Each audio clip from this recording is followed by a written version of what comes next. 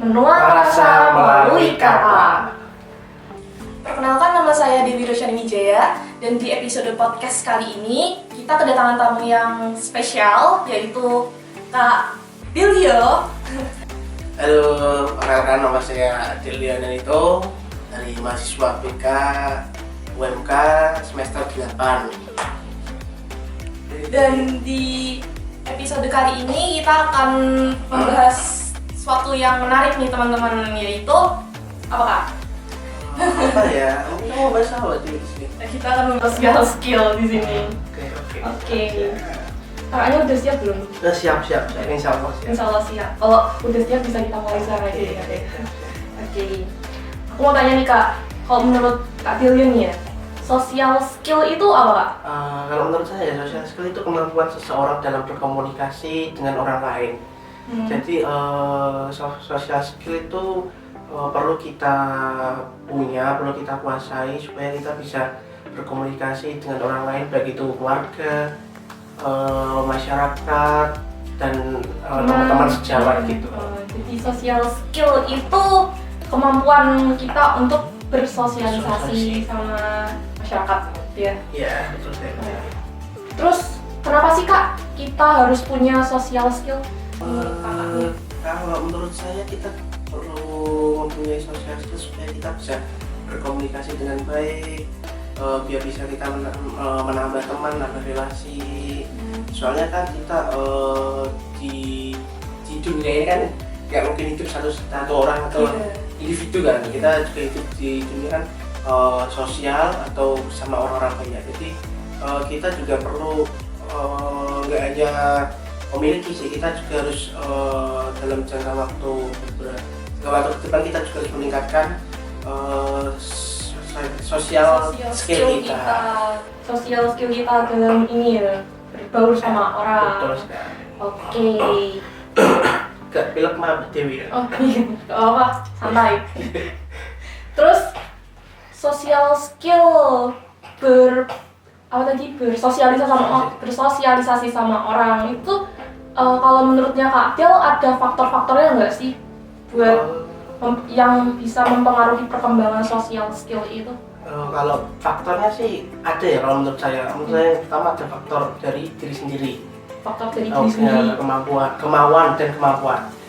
Kalau semisal kita dari diri sendiri aja kalau mau meningkatkan atau mau menerapkan social skill kita kepada orang lain nggak mau atau kata lainnya masih malu lah, bisa nanti ditingkatkan. Terus yang kedua ada dari keluarga, yang kedua dari lingkungan sekolah. Oh ya, yang ketiga pilek dari nggak fokus, sorry.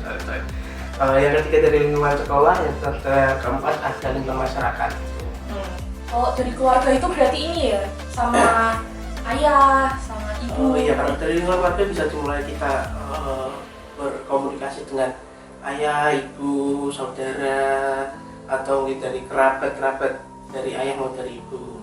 Begitu juga kalau misalkan yang di sekolah sama ya, di lingkungan masyarakat kan sama teman-teman juga yang satu tempat tinggal lah. Iya. Oke. Terus kemudian nih Kak, kalau misalkan social skill itu kan kita bersosialisasi, ketemu sama orang. Terus itu kalau misalkan kita ketemu sama orang tuh kan mau bersosialisasi nih, kadang teman-teman ada yang kayak ngerasa cemas lah, canggung gitu. Itu kalau menurut Kak Dilio pernah nggak sih ngalamin itu? Dulu cerita sedikit ya. Dulu waktu SMA kan saya orangnya kan pemalu, terus minim bicara.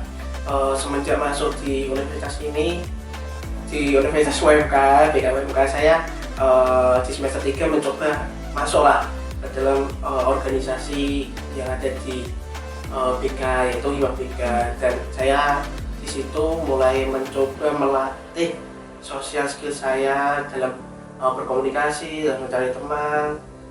Itu saya latih di situ karena saya dari SMA dulu emang bener-bener nggak tahu apa itu organisasi, nggak pernah.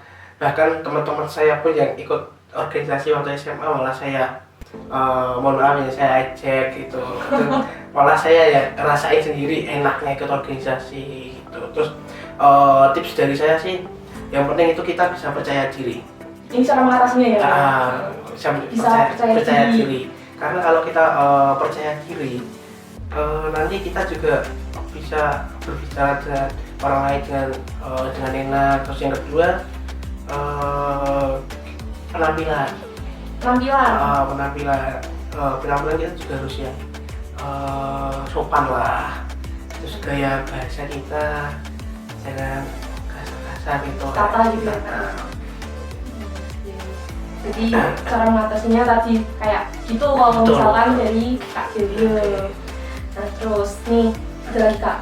Gak apa ya? Ya nggak apa-apa, banyak. Social skill sama yang aku bilang tadi itu kan kemampuan bersosialisasi dan lain-lain itu lah ya. Terus kalau misalkan kita bersosialisasi, kita berbaur itu kan ada yang namanya komunikasi.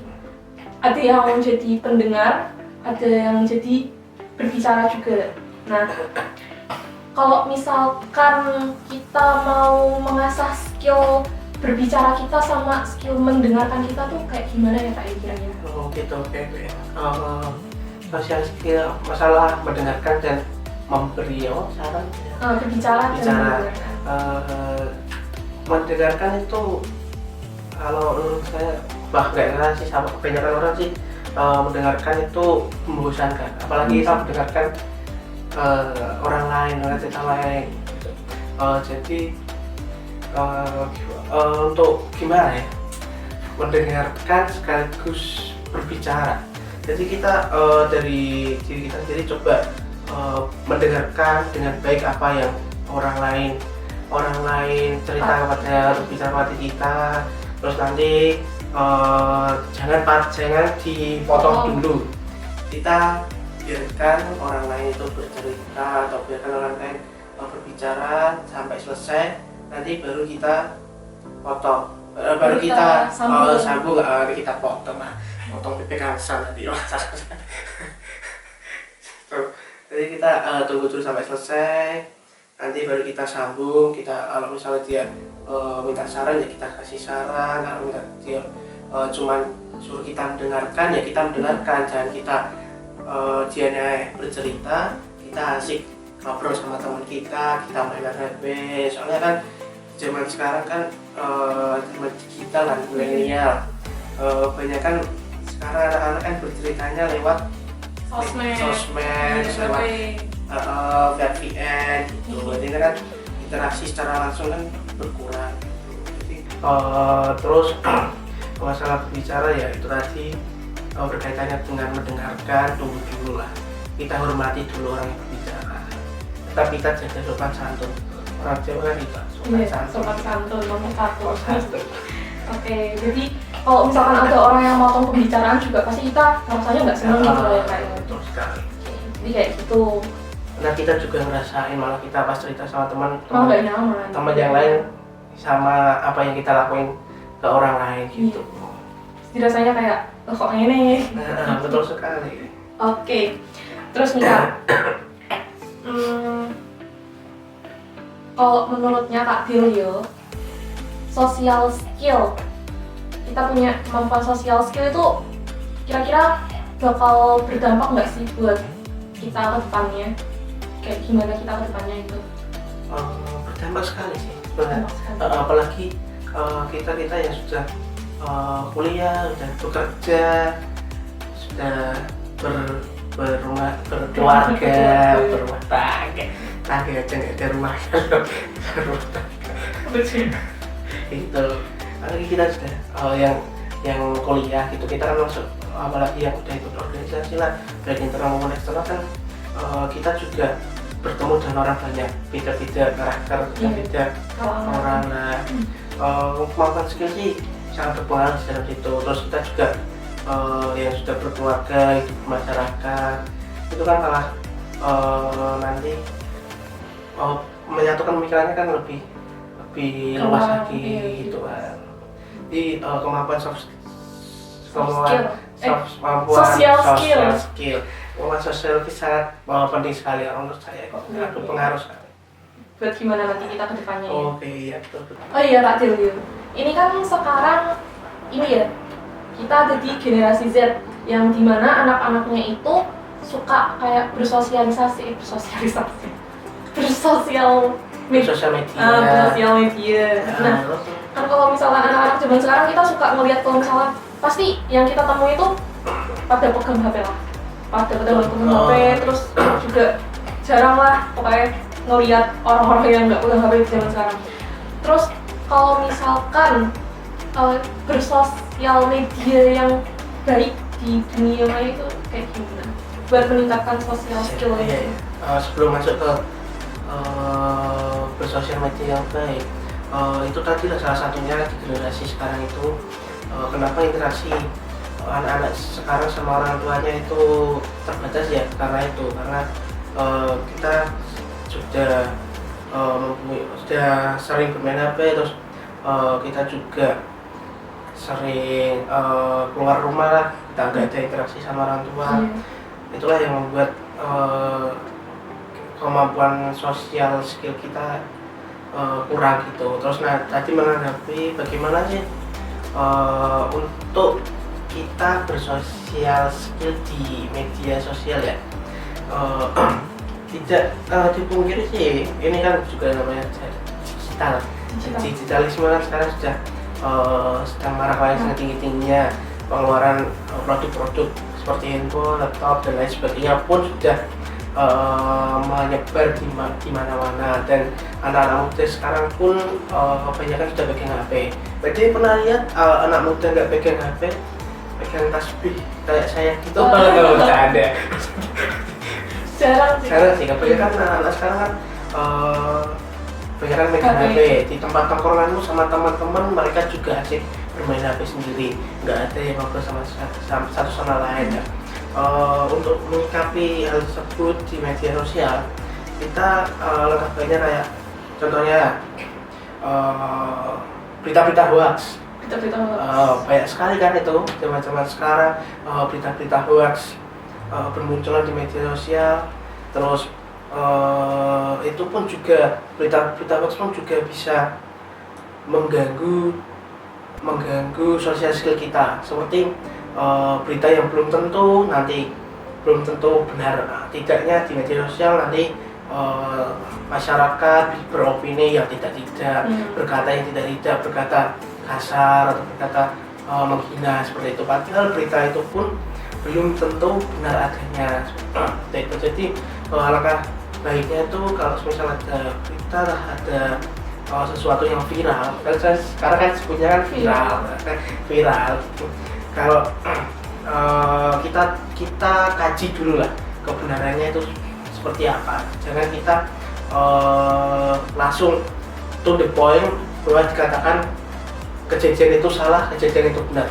Kita teliti dulu, tunggu dulu dari nanti kalau misalnya ada berita lain yang masuk benar, itu baru kita kaji gitu. Jadi kita disaring dulu berita-beritanya. Jangan kita langsung beropini bahwa itu salah, itu benar, terus kita menghina dan lain sebagainya. Jangan. Soalnya sekarang juga kalau kita berkata yang tidak di media sosial, sekarang sudah ada pelanggaran undang-undang ITE. Nah, nanti kan kita iseng-iseng balas komentar malah di penjara. Gak asik makan di penjara. Gak asik kalau makan di penjara itu.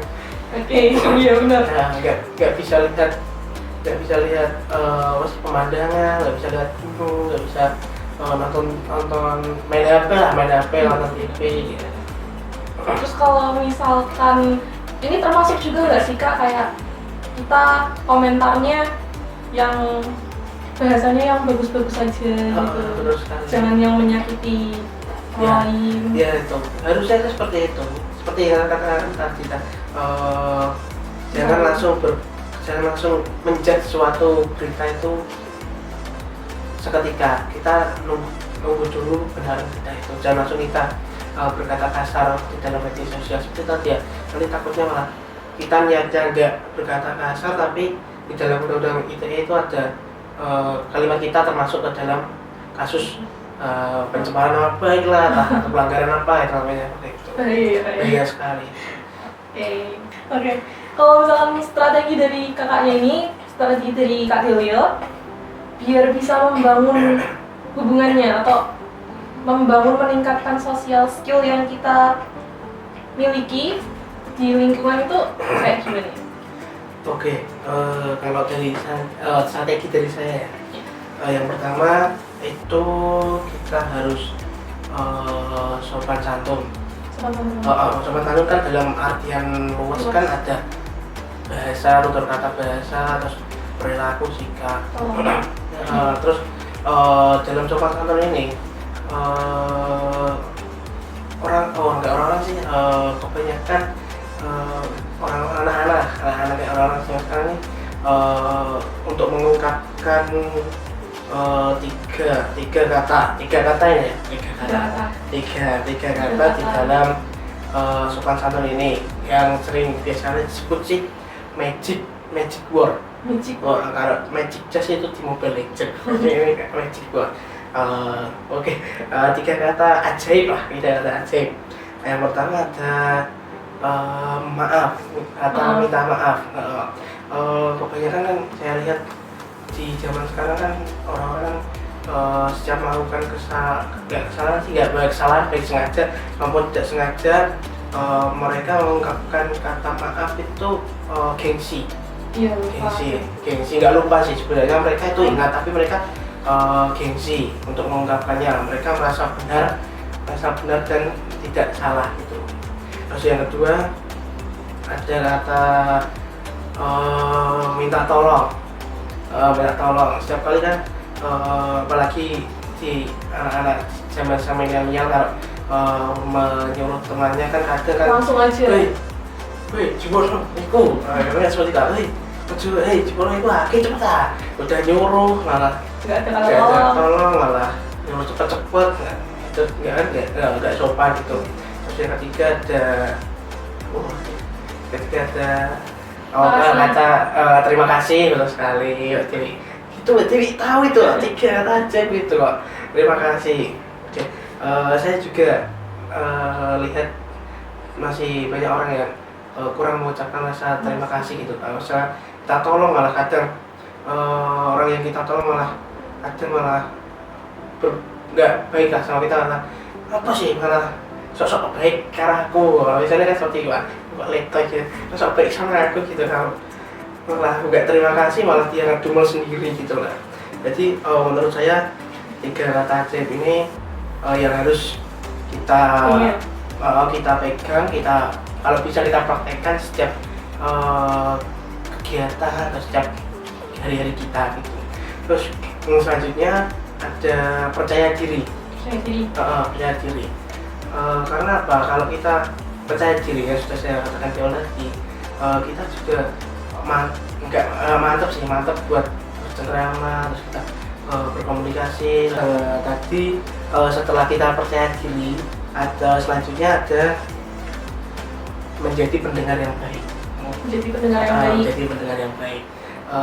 Karena kalau kita mau berbicara, kita harus mendengarkan dulu dari orang lain gitu.